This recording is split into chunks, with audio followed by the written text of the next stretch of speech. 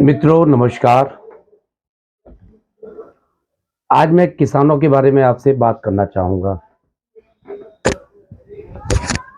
किसान की माँगें हैं एमएसपी की गारंटी दी जाए।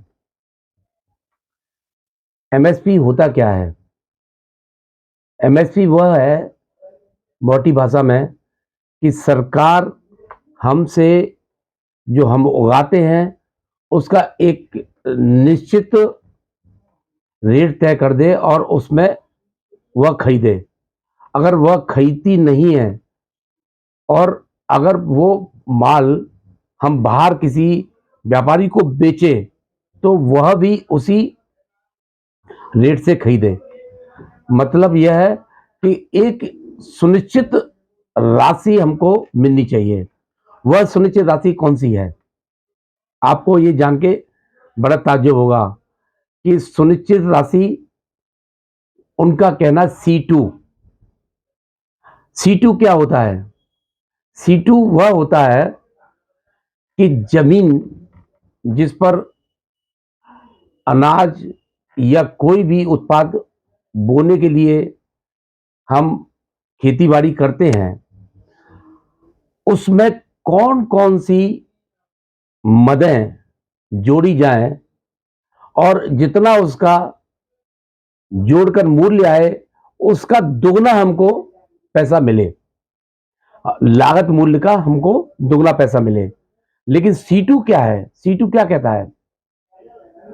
जमीन की लागत, जमीन पर किसान या मजदूर काम करने वाले, सिंचाई, उर्वरक जो उसमें खाद डाली जाती है, बीज उसमें जो डाले जाते हैं, पानी, ट्रैक्टर की बुवाई, सारा खर्चा जोड़ लिया जाए।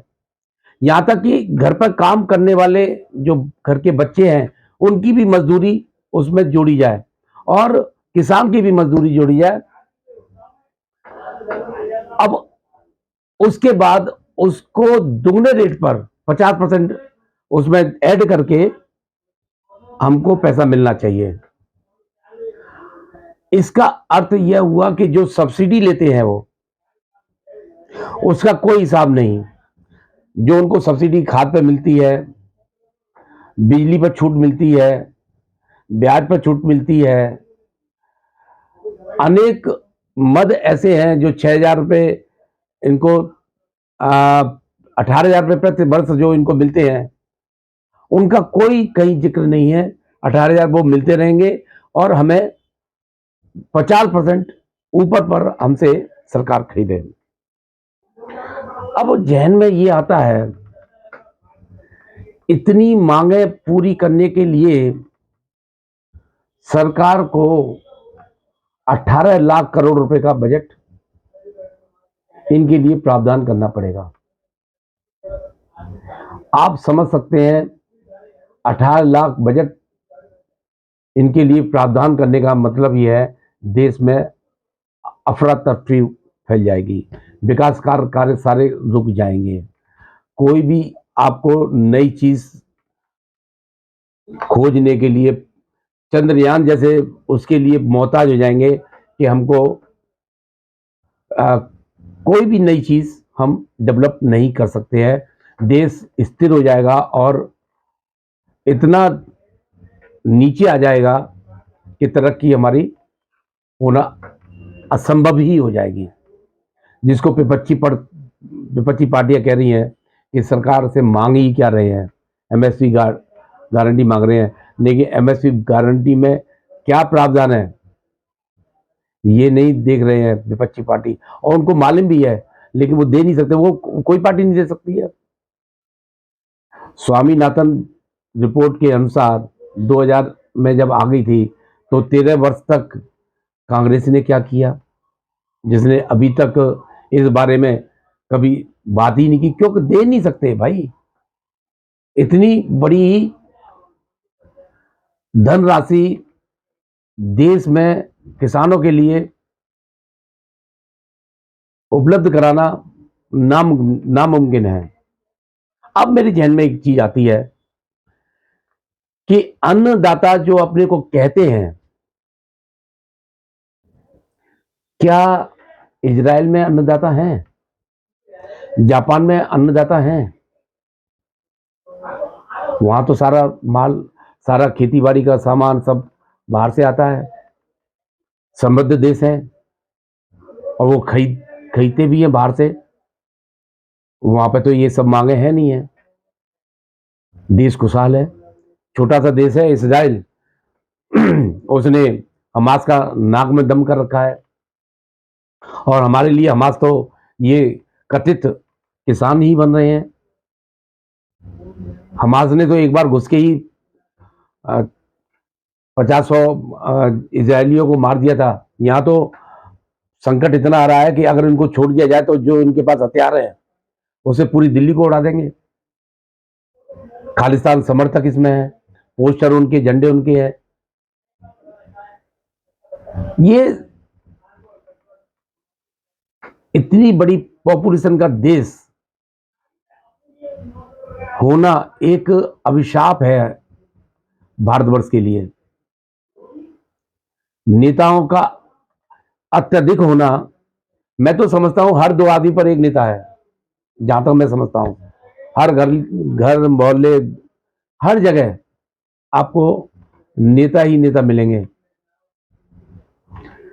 तो अन्नदाता से बड़ा मैं करदाता को मानता हूं।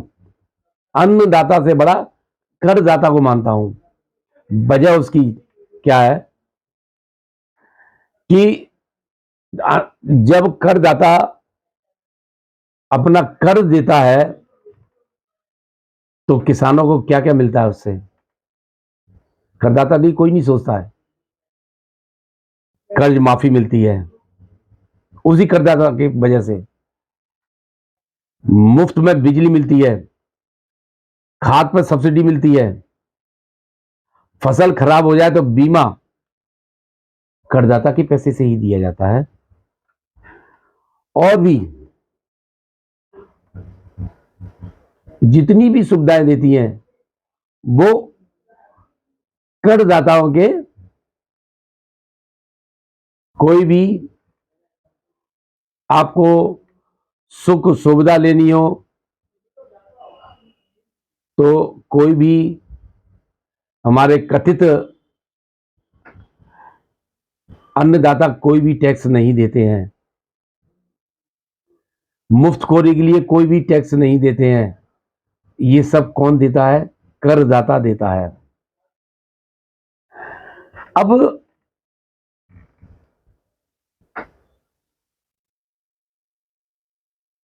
मैंने ऐसे ऐसे देश देखे हैं जहां पर अन्न नहीं होता है, लेकिन हमसे ज्यादा समृद्धशील है वो। तुम अगर अन्न उगा रहे हो तो उगाने का एहसान क्यों कर रहे हो भाई? कीमत तो लेते हो तुम उसकी। अगर देश में दवा ना बने तो ना अन्नदाता बचेगा। आखिर दवा बनाने वाला भी तो अपनी फैक्ट्री लेके बैठा हुआ है, वो भी अपनी मांगे कर सकता है। सीमेंट बनाने वाला सीमेंट की फैक्ट्री लिए बैठा है। अगर वो ना हो तो, वो ना हो तब भी चलेगा, लेकिन बिना करदाता के, क्योंकि सीमेंट की फैक्ट्री इतना कर देती है, दवाओं की फैक्ट्रियां इतना कर देती हैं, मोबाइल टावर, ये गाड़ी, सड़क से टैक्स वसूला जाता है, सब कहाँ जाता है? ये भी एक तरह से अपना जो कार्य कर रहे हैं वो क्या हमारे ऊपर एहसान कर रहे हैं, या उनका कार्य की अनदेखी कर ली जाए?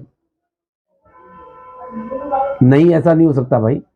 सबकी सहभागी इस जीवन को चलाने के लिए अति आवश्यक है। क्या किसान कपड़े पैदा करता है? जाता तो फैक्ट्री में बनने के लिए, कपास पैदा हो गया तो जाता तो फैक्ट्री में ही है। अगर फैक्ट्री वाले कहे ना तो क्या कपास को ओढ़ लेंगे क्या? नहीं ना। इनको आप ये समझिए कि इतनी सुविधाएं इतनी सुविधाएं सिर्फ करदाताओं के कारण ही मिलती हैं, लेकिन आज करदाता की सुनता कौन है? कोई नहीं सुनता। करदाता अपना हिसाब इतना उचित रखने की कोशिश करता है कहीं ये मुझसे चूक ना हो जाए, और ये लोग उस कर से मौज करते हैं। आज देखिए कि आप सड़क पर निकलिए, आप बिना हेलमेट के निकल रहे हैं, सिपाही तुरंत रोक लेगा। बिना नंबर प्लेट की गाड़ी हो तो रोक लेगा, स्पीड ज्यादा हो तो रोक लेगा।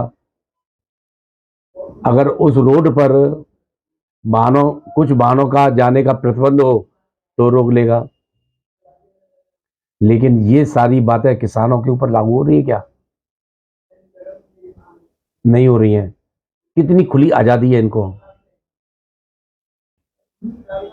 इन्होंने दैनिक कार्य करने वाले मजदूर, जिस सिंधु बॉर्डर पर, अन्य बॉर्डरों पर जो इन्होंने उत्पात मचा रखा है, लोगों को कितनी परेशानी हो रही है। आज मैं देख रहा दिल्ली, गाजियाबाद जाम से भरा पड़ा है। इनका दर्द कोई भी सुनने वाला नहीं है, और विपक्षी पार्टियां इनको सह दे रही है। एक डकैत किसान है, कोई नेता, वो अपनी चौधराइट अलग दिखा रहा है। उसके बारे में अगर आप सुनेंगे तो ताज्जुब कर जाएंगे। वो ऐसा किसान है। किसानों के नाम पर मैं क्या कहूं, वो अंबानी को भी फेल करने वाला है। इतना अथाह पैसा है उसके पास। वो किसानों का अंबानी है, अंबानी।